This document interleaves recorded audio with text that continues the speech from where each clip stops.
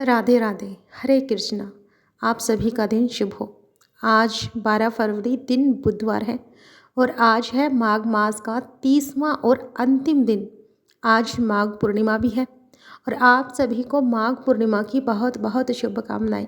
आज की कथा का और महात्म्य शुरू करने से पहले मेरा आप सभी से अनुरोध है कि आज हमारे चैनल पर माघ पूर्णिमा और श्री सत्यनारायण भगवान की कथा भी ज़रूर सुनिएगा। इन वीडियोस को भी आप अपना भरपूर प्यार दीजिएगा। और आज माघ स्नान का अंतिम दिन भी है। ऐसे में अगर आप महाकुंभ में ना जा पाए हों और पवित्र गंगा जी में स्नान ना कर पाए हों तो कथा के माध्यम से भी आप अपने तन और मन को शुद्ध करके महाकुंभ में स्नान करने का पुण्य प्राप्त कर सकते हैं। इस वीडियो के लास्ट में आपको आज महाकुंभ स्नान की कथाएं भी सुनाई जाएगी। आप कथाओं को पूरा जरूर सुनिएगा। आराध्य देव का आश्चर्य जब गुरु द्वारा मिलता है तो प्रभु से एक संबंध बन जाता है। ऐसा अटूट संबंध कि फिर कभी तोड़े नहीं टूटता। अगर हमसे भजन नहीं हो पा रहा हो तो भी हमारी भगवत प्राप्ति निश्चित है। अगर हमारा प्रभु से दृढ़ संबंध है तब, और अगर संबंध दृढ़ है तो हर सांस में भजन होता है, हर बात में भगवान का ही जिक्र होता है। भगवान संबंध का निर्वाह तो जरूर करते हैं। आप भगवान से जैसा भी संबंध जोड़ेंगे भगवान उसी के अनुसार आपके साथ अपना संबंध स्थापित करेंगे और अपनी लीलाएं भी उसी के अनुरूप करेंगे। विट्ठल नाथ जी यानी गोसाई जी ठाकुर जी के प्रति वात्सल्य भाव रखते थे। वह ठाकुर जी को अपना पुत्र मानते थे। वह वल्लभ संप्रदाय के प्रवर्तक थे। श्री वल्लभाचार्य जी के द्वितीय पुत्र थे। एक बार क्या हुआ कि विट्ठल नाथ जी श्रीनाथ जी को दूध पिला रहे थे। अब ठाकुर जी ने एक घूंट दूध पी लिया और कटोरा हटा दिया। अब जैसे ही कि नन्हे नन्हे बालक अक्सर किया करते हैं, जब उन्हें कोई चीज़ पसंद नहीं आती है तो वह ऐसे ही हाथ से अपना कटोरा सामने से हटा देते हैं। तो श्रीनाथ जी ने भी ऐसा ही किया। जब श्रीनाथ जी ने ऐसे कटोरा हटा दिया तो विट्ठल नाथ पूछा, क्या हुआ? तो ठाकुर जी कहने लगे, आज तो आपने बहुत सी मिश्री डाल दी, दूध आज बहुत मीठा हो गया है, मुझसे पिया नहीं जा रहा। तो विट्ठलनाथ जी ने एक पिता के समान कहा, कोई बात नहीं, आज ऐसे ही पी लो। तो ठाकुर जी ने मुंह बनाते हुए कहा, एक आज्ञाकारी बालक की तरह दूध पी लिया। अगली बार विट्ठल जी को याद रहा कि श्रीनाथ जी को ज़्यादा मीठा दूध पसंद नहीं है, तो आज उन्हें दूध में कम मिश्री मिलाई। अब आज ठाकुर जी ने एक घूंट पिया और फिर कटोरा हटा दिया। तो विट्ठलनाथ जी ने पूछा कि आज क्या हुआ? तो ठाकुर जी क्या बोले कि आज तो दूध फीका है। अब विट्ठलनाथ जी ने कहा, कोई बात नहीं, फिर भी ऐसे ही पी लो, अगली बार ध्यान रखूँगा। उन्होंने ठाकुर जी को बहुत दुलार किया, मनाया और दुलार किया तो ठाकुर जी ने सारा दूध पी लिया। अगली बार विट्ठलनाथ जी ने दूध और मिश्री अलग अलग ठाकुर जी को दे दी और कहने लगे कि ठाकुर जी, जब कभी मैं मिश्री मिला देता हूँ तो आप कहते हैं कि आज दूध बहुत ज़्यादा मीठा है, कम मिलाता हूँ तो कहते हैं कि दूध फीका है। ये लो, आज तो मैं मिश्री और दूध अलग अलग लेकर आया हूँ, आपको जितनी मिश्री चाहिए उतनी खुद मिला लीजिए। अब ठाकुर जी ने देखा तो पूछने लगे कि आज आपने ऐसा क्यों किया? तो विट्ठलनाथ जी मायूस होकर कहने लगे, क्या करूँ, मेरे द्वारा मिलाई हुई मिश्री आपको पसंद जो नहीं आती, आज खुद ही मिला लो। अब ठाकुर जी ने कहा कि ऐसे मासूमियत से कहा कि मैं तो आपका बालक हूँ और बालक को मिलाना थोड़ी आता है, और दौड़कर विट्ठलनाथ जी की छाती से लिपट गए। बिल्कुल वैसे ही जैसे एक नन्हा सा बालक अपने पिता से लिपट जाता हो और फिर पूछता है कि क्या आप मुझसे नाराज हो गए हो? तो जैसे एक नन्हा सा बालक अपने पिता को मनाने की कोशिश करता है, ठीक वैसे ही ठाकुर जी ने पूछा, मुझसे नाराज हो गए हो क्या? अच्छा ठीक है, आज आप ही मुझे मिश्री दूध खोलकर पिला दो, मैं आपका बालक हूँ ना। बस फिर क्या था, अब विट्ठलनाथ जी के तो आंसू निकलने लगे मारे स्नेह के। फिर एक दिन विट्ठलनाथ जी ने ठाकुर जी को सुलाने के लिए उन्हें सैया और बिछौना तैयार किया तो ठाकुर जी कहने लगा कि यह सैया ठीक नहीं है। अब विट्ठलनाथ जी दूसरी सैया ले आए तो ठाकुर जी कहने लगे, ना, यह बिछौना भी ठीक नहीं है। अब विट्ठलनाथ जी अब दूसरा बिछौना लेकर आ गए तो ठाकुर जी कहने लगे, यह वाला रंग मुझे पसंद नहीं है। ठीक वैसे ही जैसे एक नन्हा सा बालक नखरे दिखाता है, अपनी जिद पूरी करवाता है। अब विट्ठलनाथ जी अब दूसरे रंग का बिछौना ले आए। अब तो ठाकुर जी बार बार अलग अलग तरीके से बहाने बनाकर सोने से मना करने लगे। अब गोसाई जी पसीना पसीना हो गए। आधी से ज़्यादा रात बीत चुकी थी। तो कहने लगे, अच्छा अब आप ही बता दो कि आपको कौन सी सैया और कौन से रंग का बिछोना पसंद आएगा। तो ठाकुर जी ने कहा, आज तुम्हें किसी सैया किसी बिछोने पर नहीं सोने वाला, आज तो मैं आपकी गोदी में सोऊंगा। अब गोसाई जी ने सुना तो उन्हें हृदय से लगा लिया और फिर रात भर ठाकुर जी उनकी गोद में ही सोए। अब एक बार क्या हुआ कि गिरिराज गोवर्धन जी से एक बंदर आया और उसने आकर ठाकुर जी को डरा दिया। अब श्रीनाथ जी रोने लगे, बिल्कुल वैसे ही रोने लगे जैसे कोई बंदर आकर घुड़की दिखाए तो एक नन्हा सा बालक मारे डर के रोने लगता है। अब ठाकुर जी भी रोने लगे। गोसाई जी उस समय सेवा में थे। अब ठाकुर जी भागकर उनकी गोदी में आकर बैठ गए और बोले, मुझे बंदर से डर लग रहा है। तो गोसाई जी मन में क्या सोचते हैं कि प्रभु आपने तो बड़े बड़े भयंकर राक्षसों को मारा है। राम अवतार में आपके साथ वानरों की सेना थी और आज आप एक छोटे से बंदर से डर गए। मेरी तो कुछ समझ में नहीं आ रहा। यह सोचकर थोड़ी देर के बाद जब गोसाई जी सोने गए तो ठाकुर जी ने आज सपने में आकर उनसे क्या कहा, देखो गोसाई जी, एक ही भाव रखो, एक म्यान में दो तलवार नहीं रह सकती। अगर आपने मुझे पुत्र माना है तो पुत्र मानो, और अगर आप मुझे भगवान मानोगे तो मेरी लीलाओं का ध्यान करोगे तो फिर मैं तो ऐसे ऐसे ऐश्वर्य आपको दिखाना शुरू कर दूंगा कि आप पार नहीं पा सकते हो। मैं तो आपका नन्हा सा बालक हूँ ना, तो बंदर से डर रहा हूँ, मेरा डर आप ही दूर कर दो। अब सपने में इस तरह से देखकर गोसाई जी जागे और उन्होंने ठाकुर जी को छठ गले से लगा लिया। अब एक बार गोसाई जी के यहाँ एक चूड़ियाँ पहनाने वाली आई तो गोसाई जी ने कहा कि मेरी सारी बहुओं को चूड़ियाँ पहना दो और पैसे मुझसे ले लेना। अब गोसाई जी के 7 पुत्र और उनकी 7 पुत्र वधू भी थी, लेकिन उन्होंने यह नहीं कहा कि मेरी 7 बहुओं को चूड़ी पहनाओ, उन्होंने तो केवल यह कहा कि मेरी सारी बहुओं को चूड़ी पहना दो। अब उनकी 7 बहुओं ने चूड़ी पहनी और उसके बाद तो श्री राधा रानी ने भी अपने हाथ आगे कर दिए। जैसे ही उस चूड़ी पहनाने वाली ने श्री जी के हाथ देखे तो वह आनंद मगन होकर रोने लगी, सोचने लगी कि इतने सुंदर हाथों में पहनाने के लिए तो मेरे पास चूड़ियाँ ही नहीं हैं। अब श्री जी ने इशारा किया कि चूड़ियाँ पहनाओ। फिर तो उसने जो जो रंग श्री जी को पसंद आता उनका इशारा होते ही उसके अनुसार उन्हें चूड़ियाँ पहना दी। अब जब वह चूड़ी वाली गोसाई जी के पास पैसे लेने गई तो उन्होंने 7 बहुओं के हिसाब से पैसे तो दिए, तो चूड़ी बेचने वाली बोले कि 7 नहीं 8 बहू के पैसे दीजिए। तो उसने कहा, मैंने आपकी 8 बहुओं को चूड़ियाँ पहनाई है, एक बहू के पैसे आप क्यों कम दे रहे हो। फिर तो वह श्री जी की सुंदरता का वर्णन करते करते रोने लगी। अब गोसाई जी को कुछ समझ में नहीं आया, लेकिन उन्होंने झंझट से बचने के लिए पैसे दे दिए और यह सोचते हुए कि शायद इस चूड़ी वाली के मन में लालच आ गया होगा, अब कम दाम बताकर ज़्यादा दाम की चूड़ियाँ बेच रही होगी। तो उन्होंने बिना कुछ सोचे विचारे एक बहू की चूड़ियों के पैसे उसको दे दिए। अब जब पैसे दे दिए तो उसके बाद वह चली गई। अब इधर गोसाई जी रात में सो रहे थे तो श्री जी ने उनसे आकर सपने में कहा कि बाबा, आज आप उस चूड़ी वाली से क्यों झगड़ रहे थे? क्या आप ठाकुर जी को अपना पुत्र नहीं मानते हैं? और अगर आप उन्हें पुत्र मानते हैं तो बताइए, क्या मैं आपकी बहू नहीं हुई? अगर आप उससे यह कहते कि मेरी 7 बहुओं को चूड़ी पहना दो तो मैं नहीं जाती, लेकिन आप ही ने तो कहा कि मेरी सारी बहुओं को चूड़ियाँ पहना दो। बस मैंने सुना तो मैंने भी चूड़ियाँ पहन ली। अब तो गोसाई जी तत्काल नींद से उठे और बैठे बैठे रात भर रोते रहे कि हमारी लाडली जू कितना भाव स्वीकार करने वाली है। अब यहाँ पर भक्तों को एक बात ध्यान में रखने की ज़रूरत है कि अगर आप गुरु द्वारा दिए गए भाव के अनुसार, गुरु द्वारा बताए गए भाव के अनुसार, या फिर गुरु द्वारा सिखाई गई शिक्षा के अनुसार, या फिर गुरु द्वारा बताए गए संबंध के अनुसार ठाकुर जी की सेवा करेंगे, अपने आराध्य की सेवा करेंगे, तो वह सेवा बहुत ही जल्दी सिद्ध हो जाती है और आपके आराध्य देव आपसे बिल्कुल वैसे ही बात करने लगेंगे जैसे विट्ठल जी से किया करते थे। और भक्त की हर बात को जो आराध्य देव हैं वह हर क्षण सुनते रहते हैं, बस देर है तो उनसे संबंध स्थापित करने की। अब गोसाई जी की बात सुनकर, उनके मन के भाव को जानकर श्री जी चूड़ियाँ पहनने चली गई। हमारा प्रभु के लिए भाव और संबंध दृढ़ होना चाहिए, चाहे कैसी भी परिस्थिति हो, उनके ऊपर से विश्वास कभी नहीं डगमगाना चाहिए। और जैसा गुरुदेव द्वारा भाव हम रखेंगे वैसा ही अनुभव हमारे आराध्य देव हमें जरूर करवाएंगे। अब एक बार क्या हुआ कि विट्ठल नाथ जी ठाकुर जी को भोग लगा रहे थे, तो उन्होंने भोग में एक तिनका दिख गया।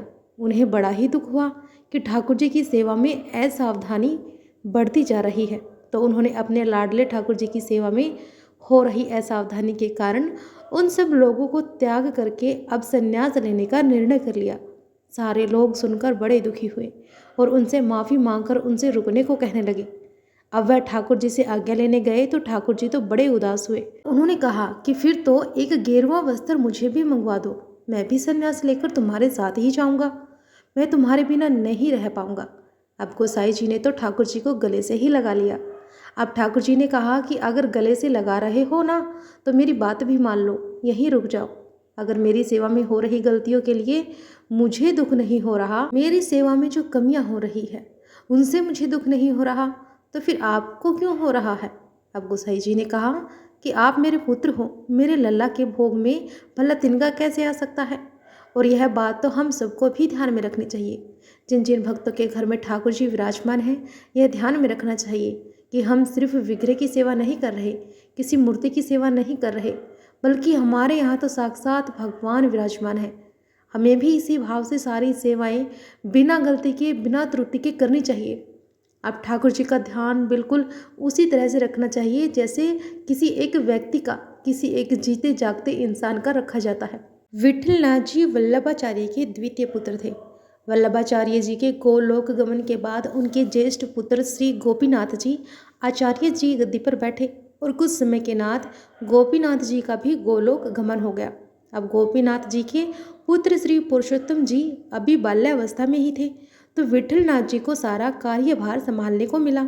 अब श्रीनाथ जी का सारा ऐश्वर्य और सेवा विट्ठलनाथ जी को संभालने को मिला। कृष्णदास जी जो कि वल्लभाचार्य के ही शिष्य थे, उन्होंने गोपीनाथ जी की पत्नी और पुत्र को समझा बुझाकर विट्ठलनाथ जी को इन सभी सेवाओं से निकलवा दिया और यहाँ तक कि मंदिर में उनका प्रवेश भी निषेध करवा दिया। उन्होंने स्वयं गद्दी पर पूरा अधिकार कर लिया और यही उनसे सबसे बहुत बड़ा अपराध बन गया। अब गोसाई जी को सारे और अधिकार छूट जाने का कोई कष्ट तो नहीं हुआ, लेकिन सेवा छूट जाने का उन्हें बड़ा कष्ट हुआ। अब श्रीनाथ जी की सेवा और दुलार छूट जाने से उन्हें सबसे ज़्यादा कष्ट हुआ। अगर आप किसी भक्त को दुख देंगे तो भगवान इसे कभी बर्दाश्त नहीं करते। अब गोसाई जी परसोली में जाकर रहने लगे, तो वे वहाँ तक आते जहाँ से दूर से श्रीनाथ जी की ध्वजा दिखाई देती और वहाँ से मंदिर की तरफ देखकर वे रोने लगते और कहने लगते कि क्या करूं, आपकी सेवा का मौका ही छीन लिया। अब एक रामदास जी नाम के सेवक ठाकुर जी की सेवा में थे। वह गोसाई जी की परिस्थिति से परिचित थे। हालांकि श्री कृष्णदास जी ने उन्हें भी विट्ठलनाथ जी से मिलने से मना कर दिया। सब लोगों से कह दिया कि कोई भी विट्ठलनाथ जी से ना मिले, ना ही उनका किसी तरह से कोई भी सहायता करे।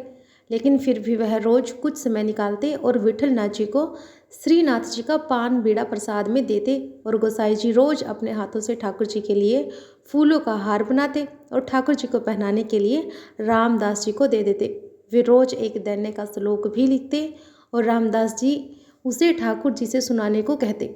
अब बादशाह अकबर को विट्ठलनाथ जी के बारे में पता चला, तो उसने श्री कृष्णदास जी को गिरफ्तार करने का आदेश दिया। अब यह सुनकर विट्ठलनाथ जी ने अन्न और जल त्याग दिया। जब बादशाह अकबर को यह पता चला कि विट्ठलनाथ जी ने अन्न और जल त्याग दिया है, उसने श्री कृष्णदास जी को छोड़ दिया। और जब कृष्णदास जी को यह पता चला तो वह गोसाई जी के चरणों में आए और उनसे क्षमा मांगी और गोसाई जी गंभीर हो गए। अगर भक्तजन आप पर गुस्सा हो जाए तो आप बच जाएं, लेकिन अगर वह गंभीर हो जाए तो आपको कोई नहीं बचा सकता। अब गोसाई जी अपने लाल की सेवा और दर्शन से दूर होने के कारण गंभीर थे, उदास थे। अब विट्ठलनाथ जी को पुण्य सब सेवाधिकार और गद्दी प्राप्त हो गई और कृष्णदास जी की अंतिम लीला एक कुएं में गिरने से हुई। उन्होंने गोसाई जी के प्रति किए गए अपराध की वजह से प्रेत बनना पड़ा। जब कृष्णदास जी प्रेत बन गए तो उनका कल्याण भी विट्ठलनाथ जी ने ही किया। तो ऐसी होती है ठाकुर जी की लीलाएं अपने भक्तों के साथ, और ऐसे होते हैं अटूट और सच्चे संबंध ठाकुर जी और उनके भक्तों के बीच में। महाकुंभ का आयोजन हर 12 सालों में प्रयागराज, हरिद्वार, उज्जैन और नासिक में होता है। यह पर्व न केवल आध्यात्मिक का प्रतीक है, बल्कि इसके पीछे अनेकों पुराण कथाएं जुड़ी हुई है। जैसे कि सब देवताओं और असुरों ने मिलकर समुद्र मंथन किया था, तो उसमें से 14 रत्न निकले। इनमें से एक अमृत कुंभ यानी कि अमृत कलश था जो अमृतों का वरदान प्रदान करता था। अमृत को लेकर देवता और असुरों में विवाद हुआ। अब विष्णु भगवान ने मोहिनी रूप धरकर अमृत को देवताओं में बांटने की योजना बनाई और अमृत कुंभ को असुरों से बचाने के लिए गुरुड़ नई से लेकर आकाश में उड़ान भरी। और इस दौरान कुंभ से अमृत की बूंदें 4 स्थानों प्रयागराज, हरिद्वार, उज्जैन और नासिका में जा गिरी। इसलिए इन स्थानों पर ही कुंभ स्नान का महत्व है। महर्षि दधीचि ने देवताओं को अपनी अस्थियां दान में दी थी ताकि वे विजय बना सके। उनकी इस महान तपस्या से प्रभावित होकर देवताओं ने उन्हें अमृत कुंभ का वरदान दिया। अब महर्षि दधीचि ने इसे मानव कल्याण के लिए कुंभ स्थलों पर स्थापित किया। मान्यता है कि इन स्थानों पर स्नान करने से मोक्ष प्राप्त होता है। गंगा जी के धरती पर अवतरण के समय भगवान शिव ने उन्हें अपनी जटाओं में सम्माहित किया और बाद में धीरे धीरे प्रभावित किया। कुंभ स्थानों पर गंगा, यमुना और अदृश्य सरस्वती जी का संगम होता है। कुंभ स्नान करने से व्यक्ति के पापों का नाश होता है और उसे मुक्ति मिलती है। एक बार देवराज इंद्र ने अहंकार वश एक ऋषि का अपमान किया और ऋषि ने उन्हें श्राप दिया कि उनका ऐश्वर्य नष्ट हो जाएगा। तब देवराज इंद्र ने उनसे क्षमा मांगी और कुंभ स्नान किया। इस स्नान से इंद्र ने अपने पापों से मुक्ति पाई और उनका ऐश्वर्य पुनः स्थापित हुआ। राजा भगीरथ ने अपने पूर्वजों को मोक्ष दिलाने के लिए तपस्या की और गंगा जी को धरती पर लाए।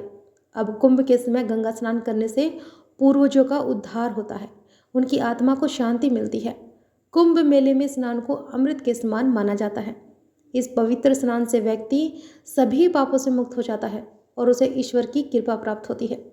महाकुंभ में स्नान से आत्मा को शुद्धि मिलती है और मनुष्य को अपने जीवन का वास्तविक उद्देश्य प्राप्त होता है। एक बार त्रिलोकी के स्वामी भगवान शिव और माता पार्वती जी कैलाश पर्वत पर बैठे हुए थे। अब माता पार्वती ने कुंभ मेले की चर्चा सुनी। तब भोलेनाथ जी से पूछा कि स्वामी, कुंभ के मेले में इतना बड़ा जनसमूह क्यों एकत्रित होता है? क्या लोग सचमुच में अपनी भक्ति और कर्मों से अमृत फल प्राप्त करते हैं? तब शिवजी जी मुस्कुराए और बोले कि हे देवी, हर किसी के मन की गहराई में झांकने का यही समय है। चलो आज हम मानवता की परीक्षा लेते हैं। तब भगवान शिव और माता पार्वती ने साधु और वृद्धा का भेष धारण किया और भगवान ने अपनी जटाजूट को अस्त व्यस्त कर दिया और माता ने फटे पुराने कपड़े धारण कर लिए और वे एक कमजोर असहाय दंपत्ति के रूप में प्रयागराज के कुंभ स्नान स्थल पर पहुंचे। अब स्नान घाट पर एक बड़ा व्यापारी सोने चांदी के आभूषण पहनकर स्नान करने के लिए जा रहा था। अब शिवजी और पार्वती जी ने उसके पास जाकर कहा कि सुनिए, हम बहुत भूखे हैं, 3 दिनों से अन्न का दाना तक नहीं खाया है, कृपा कुछ मदद कीजिए। अब व्यापारी ने उन्हें घूरते हुए कहा कि मेरे पास समय नहीं है, पहले स्नान करूं, फिर देखूंगा। स्नान के बाद भी व्यापारी ने ध्यान नहीं दिया और वे वहां से चला गया। तब भगवान शिव ने माता पार्वती की ओर देखा और कहा कि भक्ति में दिखावा करने वालों का यही हाल है। फिर घाट पर एक पंडित अपने शिष्यों के साथ वेद पाठ कर रहा था। अब शिवजी ने उनसे कहा कि महात्मा, कृपया हमारी भूख मिटाने में हमारी मदद कीजिए। अब पंडित ने हंसते हुए कहा कि मैं यहाँ पर केवल धर्म प्रचार के लिए आया हूँ, मदद के लिए नहीं। अब शिष्य ने भी अपने गुरु की नकल करते हुए कहा और उन्हें अनदेखा कर दिया। अब शिवजी जी ने मन ही मन कहा, जो वेदों का पाठ करे लेकिन दया का पाठ न समझे, उसकी विद्या व्यर्थ है। आखिरकार शिवजी और पार्वती जी एक गरीब दंपत्ति के पास पहुँचे। अब वे दोनों खुद फटे कपड़ों में थे और केवल सूखी रोटियां खा रहे थे। अब भगवान शिव ने कहा कि हम बहुत भूखे हैं, कृपया कुछ खाने को दे दो। तो गरीब दंपत्ति ने बिना कुछ सोचे अपनी रोटियां उन्हें दे दी और कहा कि हम तो रोज़ इसी हाल में रहते हैं, लेकिन इस समय आपकी मदद करना हमारा धर्म है। अब पार्वती जी ने दंपत्ति से पूछा कि तुम्हारे पास तो खुद कुछ नहीं है, फिर भी तुमने हमारी सहायता क्यों की?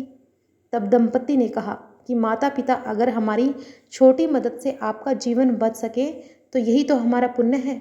फिर भगवान शिव और माता पार्वती अपने असली रूप में प्रकट हो गए और गरीब दंपत्ति हैरान होकर उनके चरणों में गिर पड़े और भगवान शिव ने उन्हें आशीर्वाद दिया कि तुम्हारी दया और निस्वार्थ ने हमें प्रभावित किया है, तुम्हें अमृत के समान सुख और मोक्ष प्राप्त होगा। भगवान शिव ने स्नान घाट की ओर देखा और गंभीर स्वर में कहा कि सच्चा कुंभ स्नान वही है जहाँ मनुष्य अपने भीतर की करुणा और दया को जागृत करे। बिना दया और सच्चे कर्म के अमृत भी व्यर्थ है। तो कुंभ स्नान केवल एक परंपरा ही नहीं, बल्कि यह आत्मा की शुद्धि और परोपकार का प्रतीक है।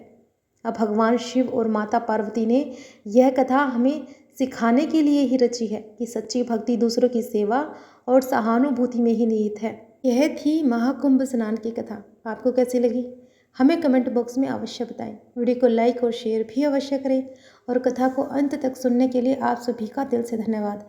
आज माघ मास का अंतिम दिन है। आज तो वीडियो को लाइक और शेयर भी अवश्य करके जाइएगा। हर हर महादेव।